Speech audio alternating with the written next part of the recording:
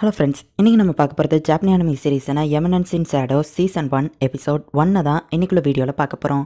Already வேறு சேனலில் போட்டிருக்காங்க அப்படின்னு நான் சொன்னாலுமே கூட ப்ரோ உங்கள் சேனலில் பார்த்த மாதிரி இல்லை, ஸோ ப்ளீஸ் திரும்ப போடுங்க அப்படின்னு சொல்லி நிறைய பேர் கேட்டதுனால தான் இந்த அனிமேவை நான் செலக்ட் பண்ணி போட்டிருக்கேன். அண்ட் 2022லேயே என்னோட டாப் லெஜெண்டரி லிஸ்ட்டுக்குள்ளே போன அனிமே அப்படின்னா இது மட்டும்தான். ஆல்ரெடி நீங்கள் பார்த்துருந்தாலுமே கூட திரும்ப பார்க்குற லெவலுக்கு சூப்பராக தான் இருக்கும். என்னோட லெஜெண்டரி லிஸ்ட்லேயே இது என்னோட one of the most favourite அப்படின்னு சொல்லலாம். அந்த லெவலுக்கு சூப்பராக இருக்கும். சரி வாங்க நம்ம இன்னைக்குள்ள கதைக்குள்ள போகலாம். இன்றைக்கி நம்ம பார்க்க போகிறது எமினன்ஸ் இன் ஷேடோ சீசன் 1 எபிசோட் 1.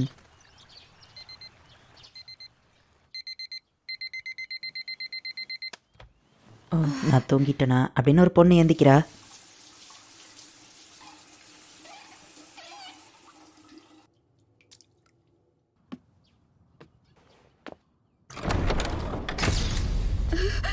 மேடம் என்னாச்சு, ஓகே தானே அப்படின்னு டிரைவர் கேட்கவும் இல்லை ஒன்றும் இல்லை அப்படின்னு வா கிளம்புறா. அவங்கள ஃபாலோ பண்ணுறதுக்கு பின்னாடி இன்னொரு காரும் நின்றுட்டு இருக்கு. அந்த பொண்ணு ஸ்கூலில் வந்து இறங்குறா. Hi good morning Nishina, good morning எப்படி இருக்க அப்படின்னு சொல்லி எல்லாரும் கேட்கலாங்க. அவ்வளோ குட் மார்னிங்னு சொல்கிறா.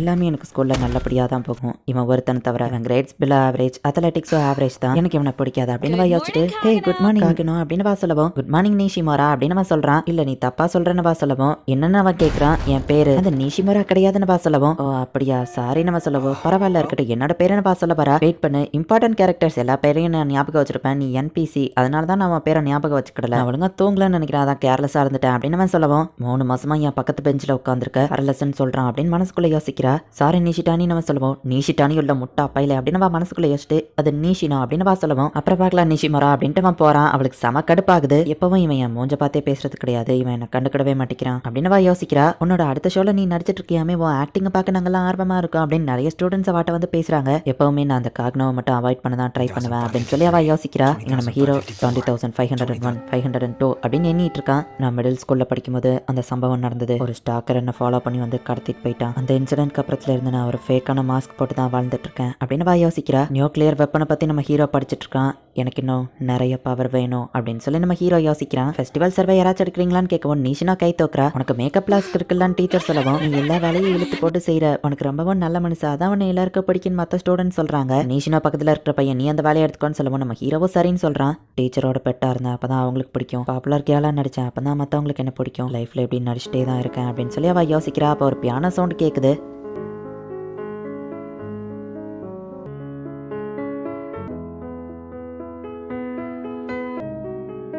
ஸ்கூல் முடிஞ்ச அவள் டிரைவருக்கு கால் பண்ணா. காரை ஆக்சிடென்ட் பண்ண மாதிரி செட்டப் பண்ணி அந்த டிரைவரை பிடிச்சி வச்சு யாரோ அடிச்சிட்டு இருக்காங்க. டிரைவர் கார் எடுக்கல, ஸோ அவள் கொஞ்ச நேரம் வெயிட் பண்ணி பார்க்குறா. சரி நடந்தே வீட்டுக்கு கிளம்பி போயிட்டு இருக்கா. ஹீரோ டாப்ல நின்று எல்லாத்தையும் பார்த்துட்டு இருக்கான். அவன் நடந்து போயிட்டு இருக்கும்போது பின்னாடி யாரோ வர மாதிரி சவுண்ட் கேட்குது. டக்குன்னு திரும்பி பார்த்தா யாரும் இல்லை. அப்பாடா அப்படின்னு திரும்பி பார்த்தா ஒரு பெரிய ஆள் நிற்கிறான். ஐயோ திரும்பவுமா அப்படின்னு அவள் பயந்து ஓட ஆரம்பிக்கிறா. அப்போ இன்னொருத்த வந்து கார்ல ரோட பிளாக் பண்ணி டக்குன்னு அவளை வந்து பிடிச்சிருந்தான். மயக்க மருந்து கட்சிப்பா அவள் மூஞ்சில வைக்கிறாங்க. அவள் மயங்கிறதுக்கு முன்னாடி நம்ம ஹீரோ அந்த இடத்துல நிற்கான் அப்படிங்கிறத அவள் பார்த்துருக்கா. சீக்கிரம் அவரை கார்ல ஏற்று அப்படின்னு சொல்லி இப்போ அவளை கடத்தி கொண்டுட்டு போறாங்க. நம்ம ஹீரோ அங்கே நின்னது அவளுக்கு சரியா ஞாபகம் இல்ல. கண்வழிச்சு பார்த்தா அவளை கட்டி போட்டு வச்சிருக்காங்க. அப்ப அந்த கடத்தினதுல கோட் சூட் போட்ட ஒருத்தன் வந்து நீஷினோ ஃபேமிலியை சேர்ந்து நீ முட்டாள்தனமா ரோட்ல தனியாவா நடந்து போவ அப்படின்னு கேட்கவும் காசை தான் கேட்டுக்கொள்ள, காசு வந்த உடனே அவளை அனுப்பிடலாம் அப்படின்னு சொல்லி கூட இருக்கிற இன்னொருத்தான் சொல்றான். அது சும்மா கவர் அப் ஸ்டோரி, நமக்கு காசு முக்கியம் இல்ல, பிசினஸ்ல அவங்க அப்பாவை பழி வாங்கணும் அதுதான் முக்கியம், நான் வர வரைக்கும் இவளை என்ன வேணா பண்ணலாம் அப்படின்னு இந்த இன்னொருத்தான் சொல்லிட்டு இருக்கான். உள்ளுக்குள்ள கரத்தல்காரங்க எத்தனை பேர் இருக்காங்க அப்படிங்கறத நம்ம ஹீரோ வெளியே இருந்து பார்த்துட்டு எப்போ நம்ம ஹீரோ கையில போட்டுக்கிற வெயிட்டான எக்யூப்மெண்ட்ஸ் எல்லாத்தையும் கழட்டி வைக்கிறான். பேக்குள்ள ஒரு மாஸ்கையும் நம்ம ஹீரோ வச்சிருக்கான். இது உனக்கு ரெண்டாவது மட்டும் இல்ல, இதுக்கு முன்னாடி ஒரு ஸ்டாக்கர் ஒன்னு கடத்திருக்கால,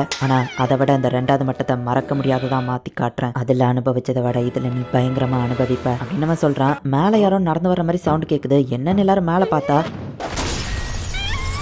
ஹீரோ ஒரு மாசான என்ட்ரி கொடுக்குறான். யார்டா நீ அப்படின்னு சொல்லி அந்த கடத்தல்காரங்க கேட்கவும் ஸ்டைலிஷ் ரஃபியன் ஸ்லேயர் அப்படின்னு நம்ம ஹீரோ சொல்லவும் அந்த கோட் ஷூட் போட்டவன் ஷூட் பண்ண கன் எடுத்தா தேவையில்லாத மூமெண்ட்ஸ்ல அவன் டைத்தை வேஸ்ட் பண்றான் அப்படின்னு நம்ம ஹீரோ அவனை அசால்ட்டா அடிச்சு போடுறான். ஸ்டைலிஷ் ரஃபியன் ஸ்லேயர் பரவாயில்ல உன்கிட்ட கொஞ்சம் ஸ்கில் இருக்கு அப்படின்னு அந்த இன்னொருத்த கன்னை கீழே போட்டுட்டு ஆர்மியை விட்டு நான் வந்ததுல இருந்து இந்த கண்ட்ரில எல்லாமே மோசமா இருக்கு, ஸ்ட்ராங் ஆப்போனன்ட்ஸ் யாரையுமே பார்க்க முடியல, வா மோதி பாத்திரலாம் அப்படின்னு நம்ம சொல்லவும் ஒரு எக்ஸ் மிலிட்ரி மேன் நானும் என் ஸ்ட்ரென்த்தை செக் பண்ண கரெக்டா இருக்கும் அப்படின்னு நம்ம ஹீரோ போயிட்டு ஃபைட் பண்றான். அவன் கத்திய வச்சு நம்ம ஹீரோ கையில ஒரு கீரல போட்டுருந்தான். ஆர்மியில இருந்து வெளியே வந்தப்பறம் இதை அனுபவிக்க முடியாதுன்னு நினைச்சு இப்போதான் அது கிடைச்சிருக்கு அப்படின்னு இந்த ஆர்மி மேன் ஃபைட் பண்ணா. கன்ஸ்ட்ரக்ஷன் ஒர்க்ல யூஸ் பண்ணக்கூடிய ஒரு டூல்ஸனை க்ரோபாரை வச்சு நம்ம ஹீரோ ஃபைட் பண்றான். இந்த க்ரோபார் ரொம்பவே ஸ்ட்ராங்கா இருக்கும், ஈவன் வெளியே நான் எடுத்துட்டு வரும்போது ஏதாச்சும் கேள்வி கேட்டா கூட ஈஸியா சமாளிச்சிடலாம் அப்படின்னு நம்ம ஹீரோ இப்போ அவன் கத்திய கீழே போட வச்சு வேற லெவல்ல ஃபைட் பண்ணிட்டு இருக்கான். என்னதான் நீ சூப்பரா ஃபைட் பண்ணாலும் நீ சைஸ்ல சின்னவன், நான் ஒரு அடி அடிச்சா கூட நீ தாங்க மாட்டேன், ஆனா நீ ஒரு அடியை மூஞ்சில அடிச்சா நான் தாங்கிக்கிடுவேன், எனக்கு தான் இதுல அட்வான்டேஜ் அப்படின்னு இந்த ஆர்மி மேன் சொல்லவும் பின்ன நான் இதுக்கப்புறம் சீரியஸா ஃபைட் பண்ணணும்னு நினைக்கிறேன் அப்படின்னு இந்த க்ரோபாரை நம்ம ஹீரோ தூக்கி போட்டு அதோட சைடை மாத்தி பிடிக்கிறான். அந்த மிலிட்ரி மேன் கையிலேயே ஒரு பயங்கர அடி. இதை பிளாக் பட்டன் வெப்பன் மாதிரி யூஸ் பண்றதை விட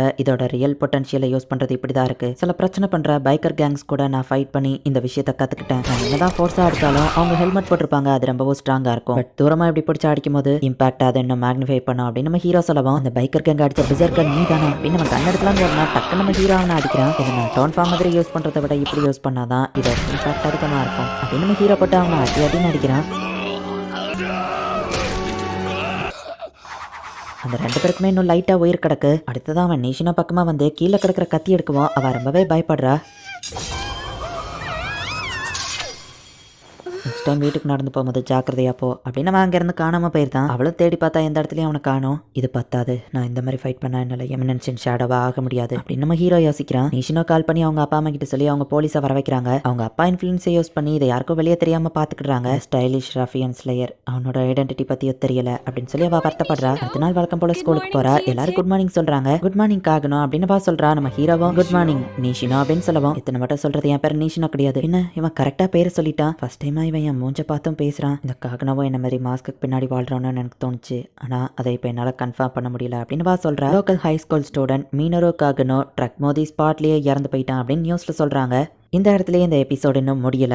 எல்லார் மாதிரியே நானும் சின்ன வயசுல அனிமேலாம் பார்த்து அதில் வர மாதிரி சூப்பர் ஹீரோ ஆகணும்னு நினச்சேன். ஆனால் மற்றவங்களுக்கும் எனக்கும் இருக்கிற வித்தியாசம் என்னன்னா, நான் ஸ்ட்ராங்காக மாறதுக்கான எல்லா ஸ்கில்ஸையும் கற்றுக்கிட்டேன். முடிஞ்ச லெவலுக்கு நான் ஸ்ட்ராங்காக மாற ட்ரை பண்ணேன். கொஞ்சம் வளர்ந்த அப்புறம் ஹீரோவாகணுங்கிற கனவை எல்லாரும் விட்டு கொடுத்துருவாங்க. ஆனால் நான் அந்த மாதிரி இல்லை. நான் ஹீரோவாகணுங்கிறதுக்காக இன்னும் எக்ஸ்ட்ராவாக ஒரு ஸ்டெப் எடுத்தேன். அந்த கோலை நோக்கியே தான் நான் எப்போவோ போயிட்டு இருந்தேன். பட் ரியாலிட்டியை நான் ஏற்றுக்கிட்டு தான் ஆகணும். என்னதான் நான் ஸ்ட்ராங்காக மாறினாலும் 1-2 பேர் அடிக்கலாம். ஆர்மட் கார்ட்ஸ் 10 பேர் என்ன சுத்து போட்டா என் கதை முடிஞ்சுது. மேபி வேர்ல்டோட பெஸ்ட் மார்ஷல் ஆர்ட்ஸ் மேனா இருந்தா நான் அவங்கள தோக்கடிக்கலாம். ஆனா அதுக்கப்புறம் என்ன பண்றது? ஒரு நியூக்ளியர் வெப்பன் எங்க மேல வந்து விழுந்தா என்னால அதை தடுக்க முடியாது. நான் வேப்பரைஸ் ஆக தான் செய்வேன். நான் என்னதான் ஸ்ட்ராங்கா என் மசில்ஸ் எல்லாம் டெவலப் பண்ணி வச்சிருந்தாலும் ஹியூமன் பீயிங்கோட லிமிடேஷன் அவ்வளவுதான். அந்த லிமிட்ஸ் நான் கடந்து வரணும்னு நினைச்சேன். எவாப்ரேட் ஆகாத ஒரு ஹியூமனா நான் இருக்கணும்னு நினைச்சேன். விட்டு கொடுக்கறதுங்கிறது என் ஆப்ஷன்லயே கிடையாது அப்படின்னு நம்ம ஹீரோ இப்போ வேற இடத்துல இருக்கான்.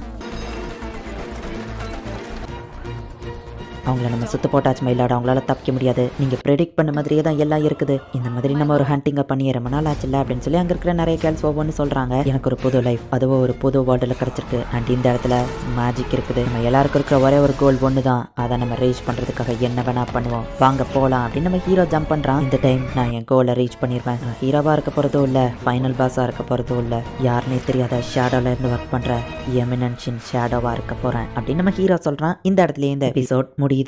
இந்த அனிமேல வர ஹீரோ மாதிரியே நிறைய பேர் சின்ன வயசுல ஹீரோவா இருக்கணும்னு ஆசைப்பட்டிருப்பீங்க. பட் சில பேர் அந்த ட்ரீம் ரியாலிட்டியில பாசிபிள் இல்லைன்னு விட்டு கொடுத்துருக்கலாம். பட் அனிமே பார்க்குற முக்காவாசி பேர் அந்த ரியாலிட்டியை ஏத்துக்கிடாம இன்னும் ஸ்டில் ஹீரோ ஆகணும்னு ட்ரை பண்ணிட்டு இருப்பீங்க.